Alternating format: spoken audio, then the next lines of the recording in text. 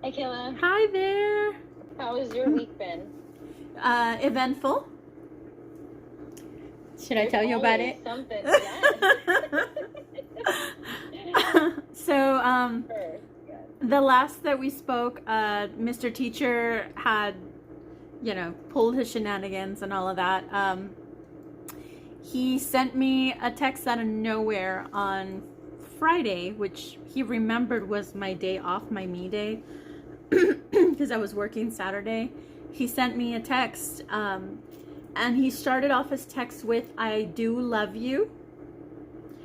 And I don't even know what else he said, but he wanted to meet me up. Like that, like stunned me that he started his text that way. I wasn't expecting him to reach out, and much less like that. So he wanted to meet, and I agreed. I said, okay. Do you want to meet at the park? And we met at the park about an hour later. We walked for a little while, took him to the lighthouse and, the beach and stuff. We really weren't addressing the issue at that point. We were just kind of talking and doing what we do best. Just hang out and just chill. And at one point when we were over at the lighthouse, he grabbed my hand and he gave me a really big hug. That was the first thing that he did, was give me a really big hug. And I mean, he's tall, so I feel like a little kid hugging a parent, a really skinny parent. And so he grabbed my hand when we were over at the lighthouse, and he was being amorous. We went and I said, hey, I haven't had dinner or lunch or anything. I said, do you want to go to this really nice restaurant that's across the street from the park? Do you want to go have dinner or lunch with me? And he said, yeah, let's do it. So we went, we had lunch. I don't know. He's so Libra about his behavior. He's sending me messages to say I love you, but in the actual restaurant, he was like holding himself. He was like just very reserved, and I had to ask him a few times, "Are you okay?" And he would say, "Yeah, I'm fine." And so just his body language seemed just very contrary to what he was saying. And then at one point he looked at me and he said that I saw 11:11, because that was kind of a thing that we were doing. Every time we saw 11:11, we kind of texted each other. He said, I saw 11:11 the 3 times since we stopped talking. And he said, and automatically made me think of you. And I said, oh, that's funny. I said, because I saw them too, and it made me think of you. And I thought we were going to have like a little moment there, like, oh, are we connecting or something? Nope. He was really reserved. His body language was inwards. He just didn't even really make eye contact with me. And I'm like, what is going on with this man? I'm not interested in someone like this. There's like nothing. His words and actions don't match. And so we went for a little walk after lunch. And we finally got to like a little bench, and we sat there for a minute, and he asked me like, why did you tell me that I wasn't ready for a relationship, after being intimate? He said that upset me. He said I shouldn't have handled it the way that I did, but it upset me. And I said, I didn't say it as a statement. I asked it as a question. And I thought that maybe we were going to sit down and actually have a discussion about it, but then it didn't turn out that way. And I said, and then you ghosted me. So he apologized for the marching out. He apologized, but he's like, not like an apology like, hey, looking at me and saying, I apologize. It was more like, I'm sorry. He's like, over here, I'm sorry that I did that. Yeah, I understand. I'm sorry. That kind of thing I don't know.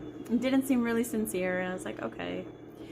He said, I feel like I need to really think about how I'm feeling lately, and maybe you're right, maybe I'm not over my ex. And so he said, I think it would be better if, and I looked at him like he couldn't say it, and I said, if we were just friends, I said.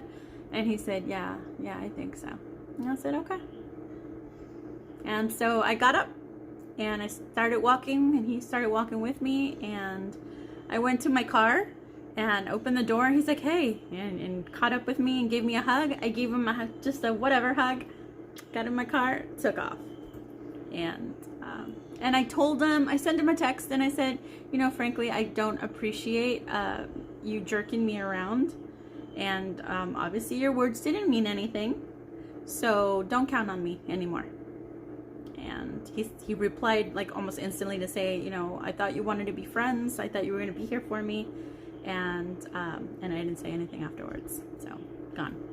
I deleted his message, his phone number. I don't know it by heart. Nothing. And so we have not communicated since. And how long ago was that? That was Friday? That was Friday, yeah. Okay. So how are you feeling about it now? I've been okay. I realized that I'm a little bummed about not having somebody to cuddle with and share a show. He left me his Discovery Plus, and I didn't realize that that was his.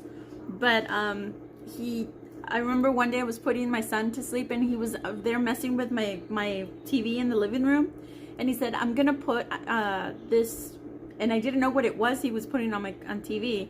He said, so you can have it too. And I thought, oh, that's nice. But then I overheard him when I was like wrestling with my son, like, oh, it's not working, or this is happening or something. So I didn't even bother asking, like, oh, did it work? Did you put it in? And what was it? And then the other night I discovered Discovery Plus, and I was like, oh, when did this TV get Discovery Plus? I'm like, ooh, nice shows. And so I started watching a show on it, and when I exited out, it was when I got to see that in the corner it said, you know, Mr. Teacher's name, and I was like, oh.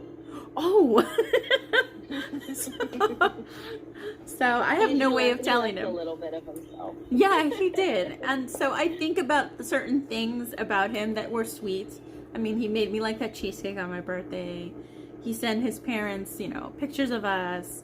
He left me Discovery Channel. He liked playing with Kai, and all that. Those things were sweet.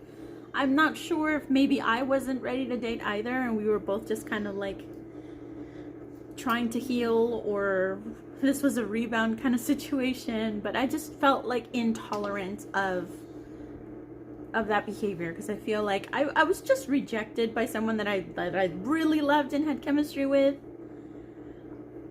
I don't want to even feel remotely rejected by somebody that I barely know and is, you know, wishy-washy as it is. So I can't play that game. So. Well, and my first question, I think I answered it for myself, thinking about it, you know, the fact that you agreed to meet up with him, and my question was like, why did you want to meet up with him? But I know that you talked about, you know, wanting to, if there was some sort of friendship that you two could maintain. Yeah. So I imagine you went into it with an open heart, an open mind, and just, okay, see what he has to say. Right.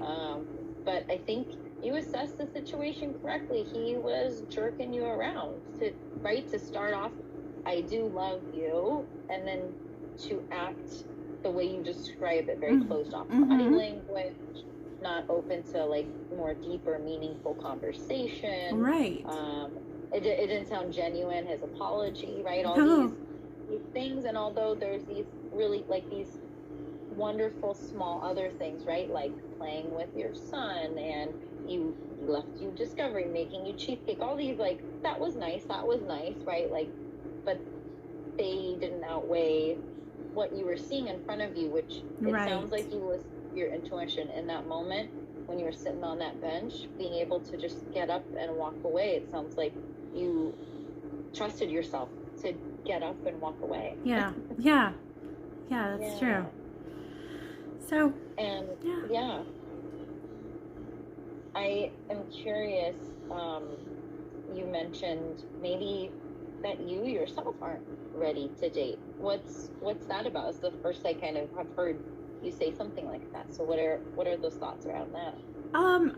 I'm thinking that, well, I still have moments in this situation. It just felt like the sequel to Joshua. So it opened a little bit of that really tender wound. And so I've had moments where I'm I feel depressed still. I have moments where I cry about things. I'm having more and more realizations about the relationship and things that I remember not being okay with, but thinking, well, this is my fiance. I'm going to have to work through these. We should probably get couples counseling and start working through these. So I remember having, even last night when I was watching the show and the people just kind of opening up to their feelings, I started thinking about my own feelings, and some of that kind of came back to me, some of the feelings that I was having around Joshua. So I'm starting to see why it was for the best that we didn't end up together. I know that there was going to be a lot of struggles had we stayed together, but at the same time, I think in that relationship, the good stuff did outweigh, or at least balance some of the stuff that wasn't okay. So I don't know, maybe I feel that I'm still kind of going through those motions. I'm still going through those feelings. So maybe I'm not entirely ready to date. But then again, I didn't go into this with the thought of having a boyfriend. I went into this because I wanted to talk to other people and see what was out there and kind of, dip into it without really committing to anybody. I just didn't expect to be anybody's girlfriend. Yeah, and he moved that along much more quickly than you wanted. Yeah, right? he saying, I love you. Yeah. Be your girlfriend. Yeah. I thought we had like a mutual understanding that we were going to take it slow, and then the next week it's like, be my girlfriend. Like, what are we? And like, what? Where did that come from? Oh, the flowers. That's where that came from. Yeah. So, yeah, and I think you have learned to notice those things and pay attention to those things and not let those, because those could possibly be seen as red flags, right? Right. Yeah.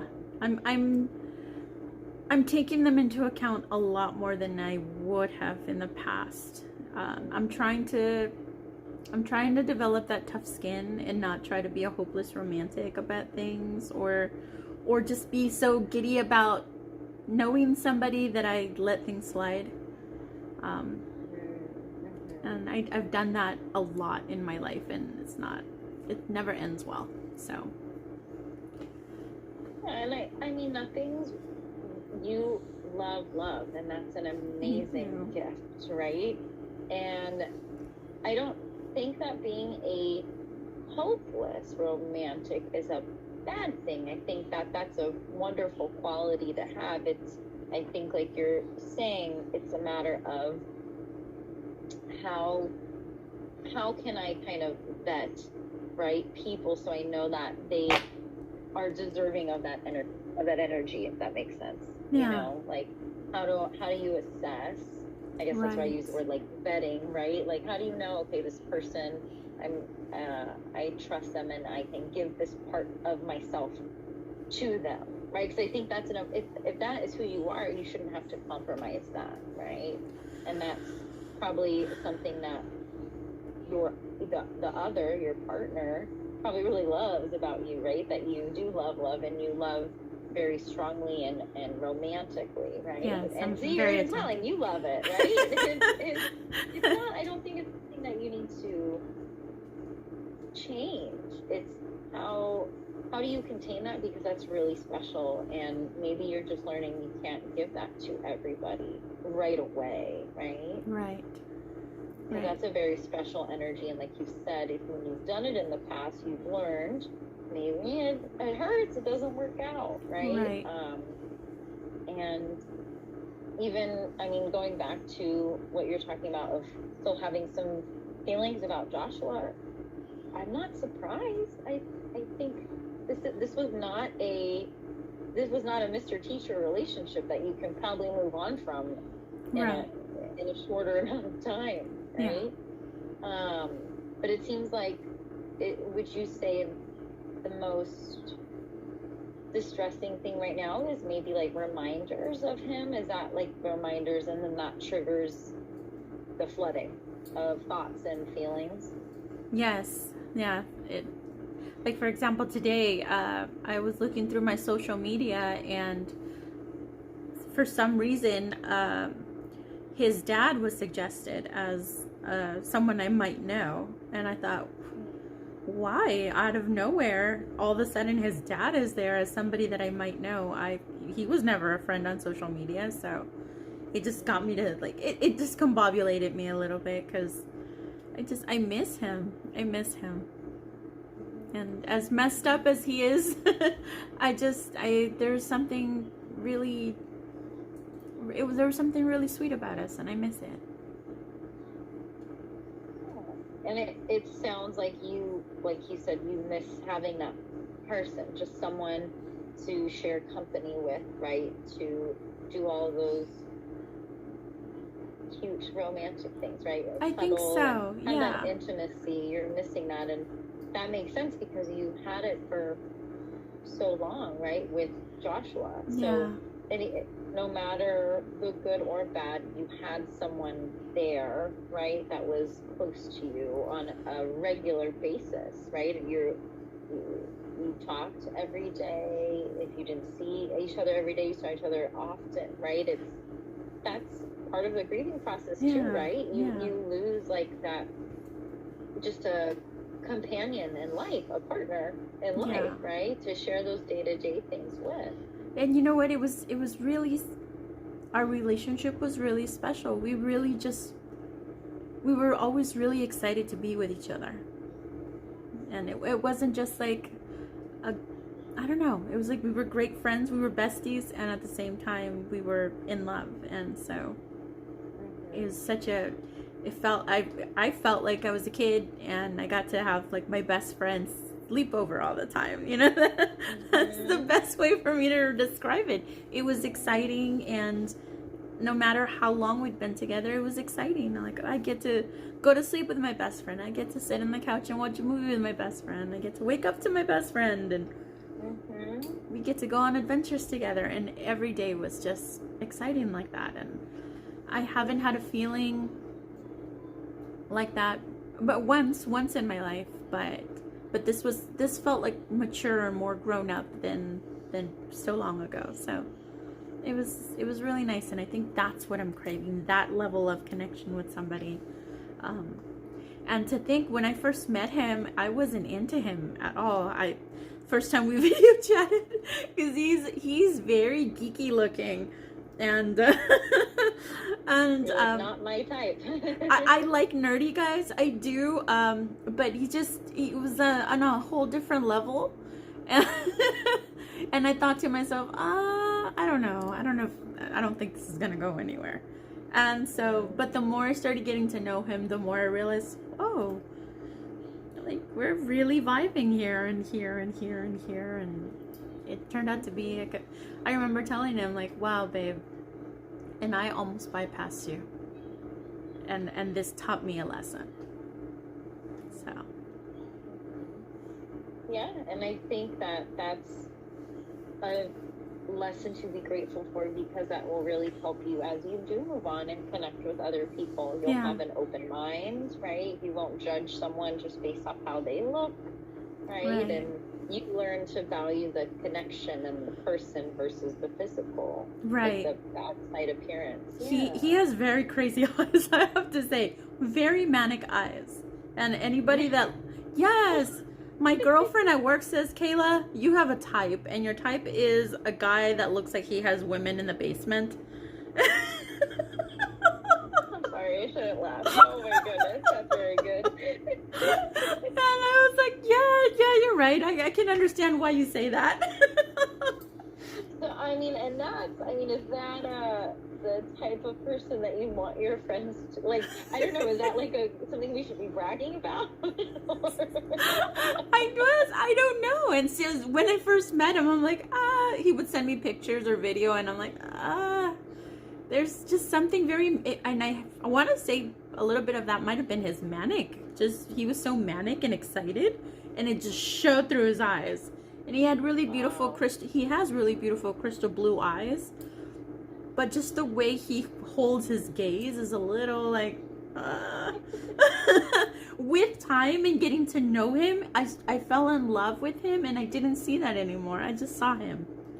So, but now that, you know, I'm retracting and I'm starting to pull back my feelings, I look at some of our pictures and go, whoa, yikes. he does look really manic. Man, I mean, I'm familiar with, what folks might look like when they're manic, and it's not, like, I don't know if I could have that be your baseline, right? And just how you always look. Very, very telling. Yeah.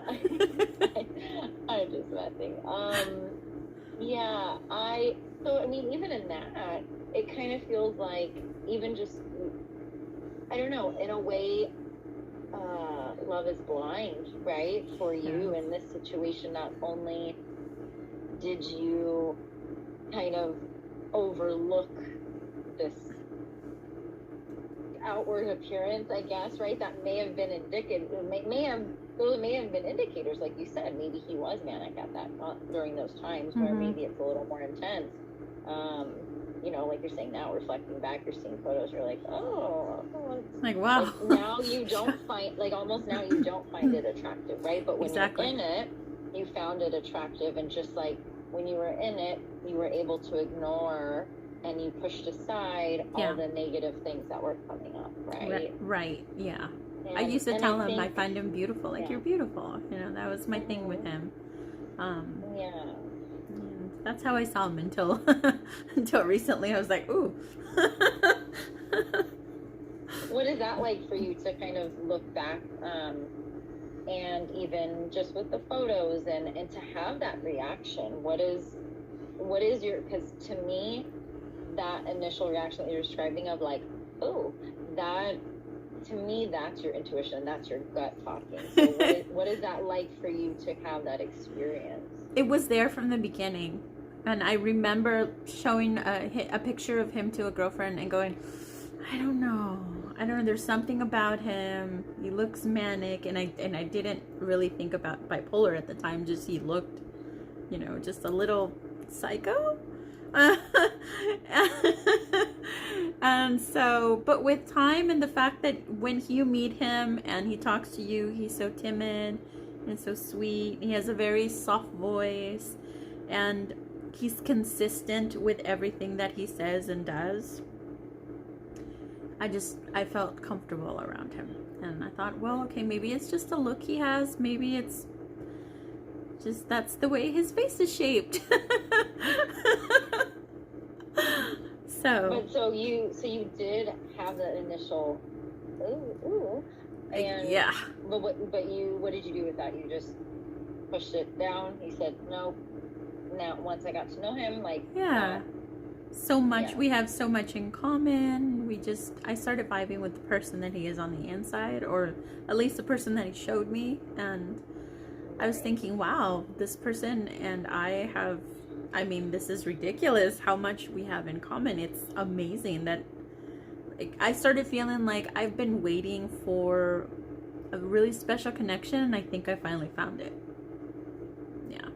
So, appearance wise, it just went away. I saw him differently when I fell in love with him. And like I said, that's like a really wonderful, valuable lesson, right? To value that, to value the person and their soul and their personality versus the outer. But and also, right, paying attention to that initial ooh, right? Like any feelings you might have, just like you said, now I think you're able to acknowledge and notice, and those things just don't stay, like, say over here. You're able to take them into account into your decision, right? Into your thoughts and feelings. Whereas maybe they were just there, but we didn't do anything about them, right? We didn't, it wasn't informative. It kind of just was just there. And then, or you suppressed it, right? Or kind of ignored it. And earlier you were saying too, as you've been thinking about him more recently, you said you were starting to have some realizations, and that one of them was that you're realizing that it was for the best. So tell me a little bit more about what are some of these, because I think we've talked about this maybe last week or before, about, you know, what are some of the takeaways from this relationship? What did you learn from this relationship? Or maybe it was Mr. Teacher that we talked about that from, but Oh, yeah. I kind of like now you're in this, although you are still mourning, and right, grief is a lifelong process no matter who or what you're grieving.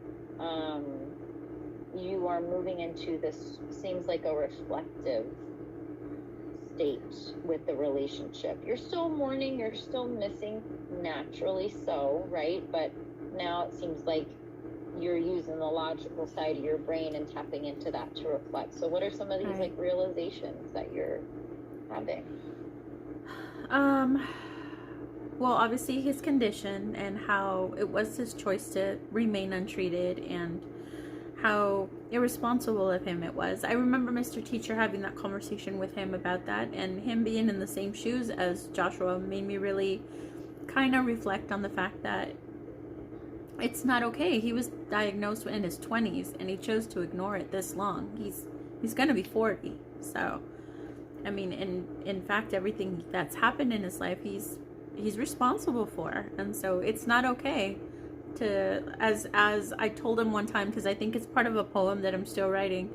It's a bipolar poem, and in one of, I'm writing a few, but one of them talks about how he's walking around with a loaded gun. And so I use that analogy with Mr. Teacher, and he said, yeah, that's kind of, I see what you would say that, and I feel like it's really irresponsible of your ex to know that he has this condition and not do anything about it, not seek treatment. So I think that's one of my takeaways from Joshua, that I bypassed something so huge, and I should have paid more attention to what I was up against. And because I have this soft spot for him, I think sometimes, well, what if in the future, what he was doing with me was trying to keep me corralled in a little space because he knew that I had feelings for him still. And he wanted to keep me somewhere where he could go off and venture off to whomever it is that he was interested in next. But in case that didn't work, he wanted to have me somewhere near, somewhere safe, that he could come back to this just in case. And I know him enough to know that that's something that he was trying to do. Yeah, and I think that's the reason why he's had relationships. He kind of ghosts people, or he does certain things, certain behaviors. So in case it doesn't work out with somebody, he can always jump back and say, oh, I was depressed, I was on hiatus for whatever bogus reason, but it really, he was testing the waters with other people. So I saw that behavior, and I thought to myself, I got to make sure that I'm very realistic with these situations that were happening in our relationship, because I have that soft spot for him, and sure, I'll be here for him as a friend. I still have those feelings, those, like, I care about you. I want to be a support system, but I don't want to end up in a place where he feels he can bounce back with me, because that's insulting. I don't want to be that. And I was a person of value in his life, and if he can't see me that way, I don't want to have anything to do with a man that does that, who can't see my value from the beginning. So that was one of my takeaways. To the fact that he disregarded the consequences to his actions. We had a conversation, and I made it very clear to him that if he violated the rules, there would be consequences to his actions. So, for example, yelling in the house was not okay. That's not something I'm okay with. And not to say that it doesn't happen from time to time. We do, but that just in general was not something that I was okay with. I don't want my son to grow up in a house where the adults yell at each other. I said our life was really calm before you showed up, and I expected to stay that way with you added to the family. So he had moments, and I can see that it was his bipolar acting out, but he had moments where he would raise his voice in the middle of the night, and I would have to be the one to go, oof, okay, I'm going to tone down my feelings, because I don't want him escalating, and I don't want this yelling. It's not okay. My son is asleep. I don't want this. So I would have to remind him, Joshua, my child is asleep in the room. I said, you can't yell in this house. We don't yell in this house. That's not okay. And if you're escalating this, you're going to have to go outside. And I would literally kick him outside. I don't care what he was wearing, what he wasn't wearing. The consequence was that if you start yelling and you can't calm yourself down, you got to get out. And so, sure enough, when I feel like when he was challenged, he would just get even more infuriated. And so there was a few times where it's like, you need to get out until you calm down, and you can come back inside. But so I don't ever want to deal with something like that again, and not at my child's expense. I remember the first time he called me a bitch, I was like, whoa, because I've never had a partner that actually loved me ever say that word to me. And so I remember looking at him, and I remember saying to him, Joshua, be careful what you say to me, what words you use, because there are some things that once you say them, you cannot take them back.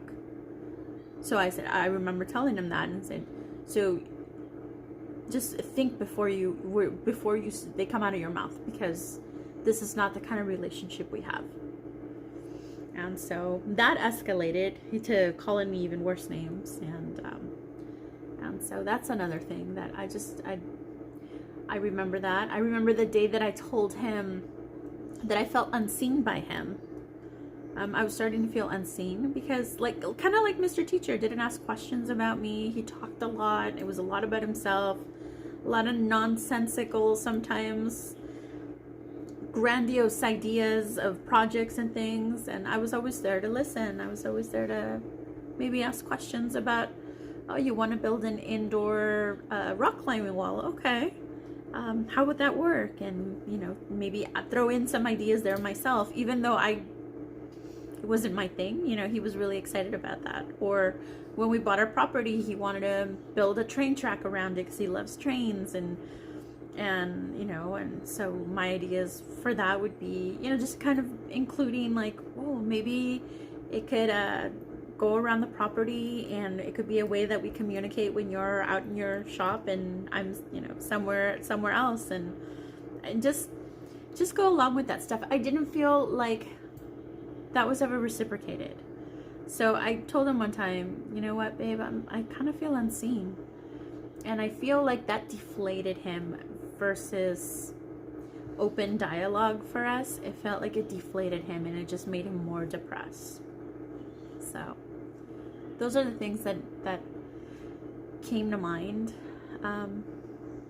That our relationship wasn't perfect by any means, but I knew these things, I saw these things, and I was still at the time willing to really work through them because he was my fiance, and I took that serious. So, but now I got to remember, because he's still the same guy, and medicated or not, like Mr. Teacher showed me, you can still pull some interesting behaviors, and I want to keep all of that in mind.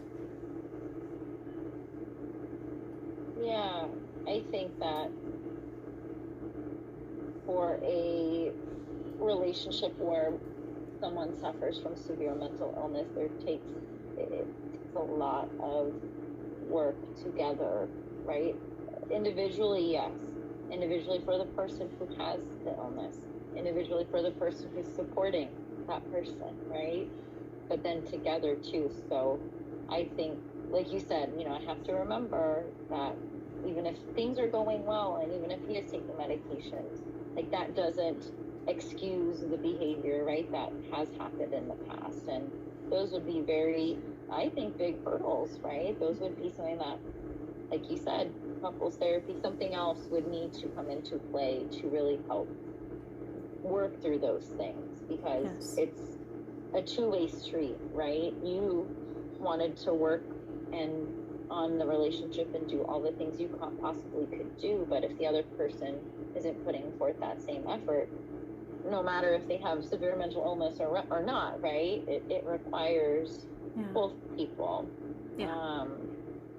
And I don't know, as you're reflecting on these main things that you just talked about, I just kept hearing, like, in my head, every time you finished with each point, I was like, wow, you tolerated a lot. tolerated a lot. Yeah. And the person that I've gotten to know, you, I don't think that you would normally tolerate those things. Because you value yourself and you love yourself and you know what you deserve, right? And so I just say that to illustrate the fact that relationships, right, you can get caught up in the challenges, right? And just like folks who have, and I'm not, another word that came up for me, and this is just, me being blunt, but it's what I hear, is there was a lot of emotional abuse going on as well. Not even just the name calling, right? But the first thing you talked about, keeping you corralled, keeping you safe in this corner. That seems very manipulative, right? Yeah. And controlling, yeah. right? Even if in that moment and during that time it didn't feel that way, I'm sure, right? Right.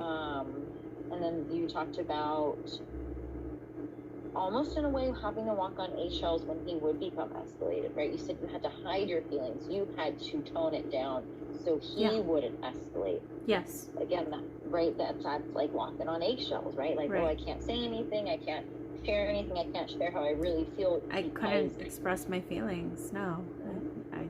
Would you, I mean, has that word come to mind, like emotional abuse? Is this something with Joshua that you would agree with? Is this something that you've thought about or other people have kind of reflected back to you? Well, the thing is that that's the excuse he used with his friends and his family, his dad. That's the excuse he used for why he left me all abruptly, that I was abusive to him. And so that last time that I went to his wall and I saw that, that he has basically PTSD when he hears his full name now because of me, it just takes me back that he would do that. But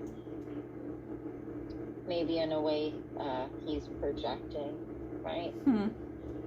Because from what you just described, these are kind of your reflective points, right? You're like, wow, okay, I can look back and say I learned this, and this, and these are things that I'm not going to tolerate any longer. Right. But to me, they all sound in some way some form of power and control, right? And I am not sure if how that sits with you, but I wanted to reflect that because I don't want to minimize the experience, and I know I totally am, what's the word, in support, I guess, that's maybe the word I'm looking for. Like, I think that what you're going through and mourning and grieving him and missing the positive things, that's totally normal, and I'm all for that. And in the same breath, I want to just, in a way, hold the relationship accountable for what it really was too, right? And especially because, again, what it kind of maybe seems like or felt like was like you were blinded, right, by he was doing all of these wonderful things. And so I just want to like be able to say, like, reflect that to you, that wow, okay, really it does seem that this was something that was abusive. Whether or not you agree, you can feel any type of way about it, but I think sometimes we, meaning women, right, we don't want to believe that those things might be true, that they would happen to us. You are a very confident woman. You know what you want. You are confident in who you are, and how would that happen to me, right? Or, you know what I mean? How would you, I see it often of just we get caught up in maybe some untruths. I don't want to say lies, right? But there's some untruth there maybe too that he was sharing or experiencing with you. And I genuinely believe that you had this really authentic connection. I really do, and it seems like it was very special. And also, right, I'm kind of just here to like not in a way like call you on your shit, right? It's not I appreciate that, yeah. Shit, right? But this way of like, hey, but let's also remember, yeah, like, so we can hold, I think we talked about this before, right? We can still hold both to be true. I can still miss the really wonderful things, yeah, but also like here, that's why I was like, let's kind of, as I think you're moving forward through this process of grieving this relationship, it's like, okay, so we can grieve these parts, these really great, wonderful, because gosh, we're humans. We live on connection. That's how we thrive and survive, right? That's how we've made it this far along in this world, is connection. So it's only natural, right? But also, how do we really face the reality? And again, I'm not trying to make it seem like it's, I don't know. I just, it seems that it was somewhere in this realm of power and control. Yeah. And I don't like that for you. And I know you don't like that for you either. Right? Yeah. No, yes, I agree. And you know what? You're spot on, because there were moments where from the beginning that I was like, that sounds really manipulative, or I remember asking him once or twice, like, Joshua, are you a narcissist? You know, those things kind of started creeping up. You know, I feel like his intention from the beginning was to kind of do the same thing he was doing with other people, just lure them for attention, and he ended up falling in love. He ended up like genuinely falling in love, like experiencing a connection, because that's something that I remember him saying. I've never felt this before with anybody. I've never experienced this part of it or that part of it. I think he had tactics, and then he experienced something different, and he ended up hurting his own feelings too with all of this. So yeah, I think that's a great assessment of possibly what happened to him, because you did share this very genuine, real, special connection, and also there was some really icky things too. Yeah. Right? And that's hard, right? It absolutely brings into the question, what's worth it? Is it worth it? Can I tolerate this? Right. Because when it's good, it's and genuine, it is good and genuine, right? Yeah. And that's so what I'm struggling with right now. Just because you're right, I am a confident person, especially when I'm alone. I feel like I know what I want, and I pursue the things that make me happy, but I do lose myself in relationships. I lose that, and I tolerate a lot of things. I've been through some really nasty things with partners. Just I stuck around way too long in certain situations, so I've been doing that for a while, and so I feel like I lose myself in a way, and I'm trying to figure out what I can do differently in order to not do that. I have right now a person that I started talking to, kind of a really cute hippie guy, older than me, just genuine. He's like, seems really genuine and calm and sweet and stuff, but I'm noticing that he's already like kind of, he's a Cancer, and he's like already kind of love bombing, and so I'm just kind of wondering, like, oh, I didn't freeze. No, I've been hearing you the whole time. Oh, okay. So I'm just wondering how to go about this, getting to know him and talking to him, because I kind of like the conversations we're having. He's more of a spiritual guy. I like it, but I don't want to buy into all the sweet, cute things he's talking about. I don't want to buy into the, oh, I want to have a relationship with somebody. I want it to be genuine. I want it to be for the rest of my life. And all the things that he's saying, I mean, yeah, they sound nice, but I'm over here thinking, wow, that's too soon for you to say that. Whereas before I would say like, oh my gosh, he's got feelings for me already. You know? So that's good. You noticing that. Yeah. Right? Yeah. And you know what, if if right now just noticing is all that, if that's all that you can do right now, I think that is a great place to start. Like, even just, like, I think one, acknowledging, because this is the first time I've heard you maybe even phrase it in the way of like, hey, I lose myself in relationships and I don't like that. Yeah. We can talk about that more next week. I definitely want to, because I think that's an important realization, right? And like noticing, hey, I continue to do this and I don't want to do that, because like you said, normally you would get lost in all of these nice things that he's saying right now, right? And you would forget about all these other things you've said to yourself, like, I don't want a relationship right now, that's too soon. But I think even that, like, just as simple just as it can be, if the fact that you're just noticing, ooh, he's saying these things, that's too soon, and I don't think I want to entertain that right now. That is, like you said, a huge difference from how you would normally interact. And so even if it's just at the beginning stages of talking to someone, just texting, FaceTiming, whatever, that's still improvement. That's still growth on your end. Thank right? You. Right? Because I mean, that's, and especially having it be now right at the beginning, I think that's key, because that's probably, I imagine, when you just dive in head first. Yeah. Right? And so if you can just notice and listen to that intuition, your gut, maybe there's something in your stomach, in your chest, in your whatever part you feel that in, I want you to pay attention to that and honor that, right? Yes. Honor, like, ooh, like, yeah, that sounds really great, and like, I might want that too, but not right now. Not right now. Yeah. Because what did you reflect to me today? You thinking, I might not be ready to date, right? Right. So with having that be true, but also having it be true that I just want a connection and I'm just wanting to talk. Like, we're having a conversation. We're just getting to know each other.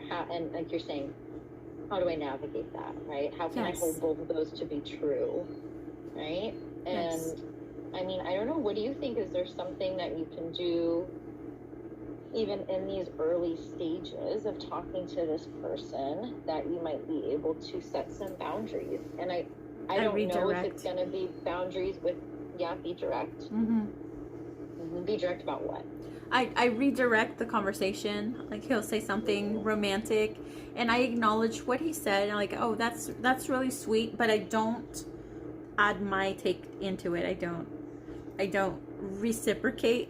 And so I'll say something along the lines, it must be nice to, get to know somebody and get to that point. Or, I look forward to for us to ask more questions of each other and get to know each other. I look forward to meeting you in person and having that interaction and see if we have that chemistry in person. So I redirect when he does that, when he starts getting all cutesy and lovey and what he wants to see in the future for us. I'm like, well, let's kind of tone it down and get back to getting to know each other now. Right. And I think that from what it sounds like, even with teacher, and there's a lot of feelings up front without even meeting, and to me that feels, I have like a initial intuition gut reaction, like, I don't,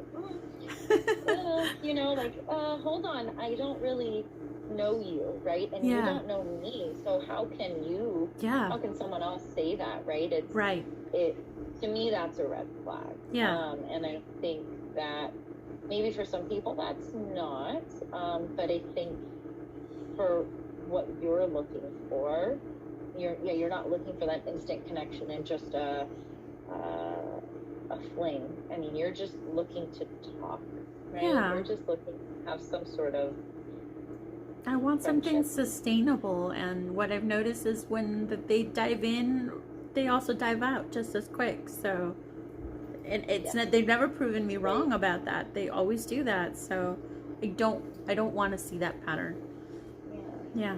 So I think redirecting, I would encourage you to continue doing that, because I think something maybe for you to realize, if you haven't already, is you have the control here, right? You Yeah. have the power here. And it is going to be up to you to set those boundaries, because he's already showing you that he has poor ones. Yeah. Right? Very He's true. showing you that he has poor boundaries, and whether you want to continue to see where it goes or cut it off earlier than maybe even you than you did with teacher, right? I think it's gonna be trial and error. Yeah. Right? This one might be error. He's kind of cute and I want to meet him. He's got dreadlocks all the way down, blonde dreadlocks all the way down to his body. And I was like, ooh, yeah, that's cute. wow. Yeah. And right, and you can meet someone, and shoot, you can hook up with someone, right, and still Right. have it, no feelings too. People can do that too, right? It's really, I would just ask you to really honor your intuition and your gut, and I want you to kind of keep in mind of this idea that you reflected to me today of, I lose myself Yes. in relationships. And so how can you maintain who you are and what you want before you walk into these situations, whether Yes. you do end up meeting him in person? How do you kind of set the tone, have your energy protected before you walk into the situation, right? Yes. And yeah, I know we're about to be out of time, but I feel like, yeah, there's so much more we could talk about with this this new one. But I think redirecting is a great start, and that will, how he responds to that is what's going to be informative, I think, for you. Yeah. To see if he can respect that and continue and stop, because you can redirect all day, but if he's not, like, if you're continuing to have to redirect, then you're clearly not understanding what I'm telling you, right? Like, you're not listening to my boundaries, dude. You know? Right. Yeah. That's so true. He seems a little clueless. Oh man. Yes. Those are so frustrating. Yeah, unfortunately, sometimes that is the case, and like I said, that's why you have the power. Right? Yeah. I joke around with my control. girlfriends, and I'm like, no, I'm not a lesbian yet. Damn it. I still like guys. You're too funny. Oh man, that's good.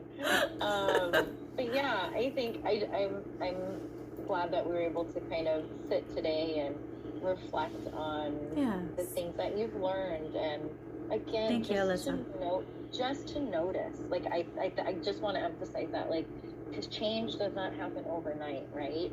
And we're probably going to make mistakes with this new dreadlock guy too, right? Like, it's just a reality, right? And he's perfect.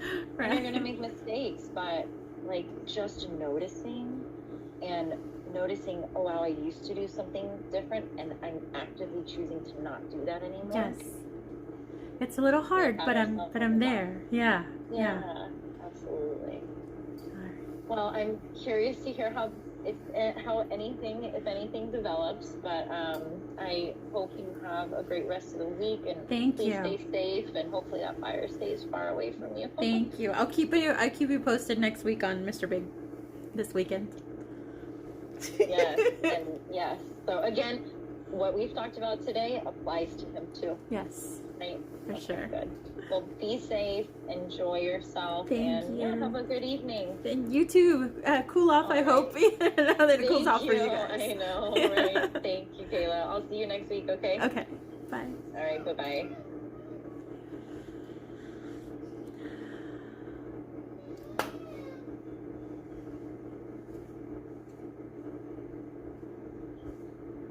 She's awesome. She's just the kind of empowered female, intelligent, empowered female that I needed in my life. That I needed for perspective, educated, knowledgeable, unbiased perspective. I needed her. And when I first met her, I was like, I don't know. I don't know if she's going to be someone that I vibe with. Because I felt like she came at me very left brain. But the more I got to know her, the more I realized this is exactly the kind of woman that I need in my life. The kind of guidance that works for me. So I couldn't have asked for a better therapist for me. I'm learning a lot about myself just talking these moments out loud and reflecting and sharing with her.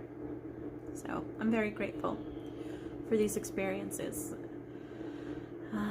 If anyone out there who has health insurance, private health insurance, and needs a therapist, this is the way to go. Even if it's, actually they do offer this in person too, but most of the therapists that are in this category, they're too far away from this part of California to be in person. So for me, telemedicine works. But yeah, reach out to me, anyone who needs to get a hold of a therapist who's thinking about therapy. And this is really, really affordable therapy, and it's quality. So I'm here to help.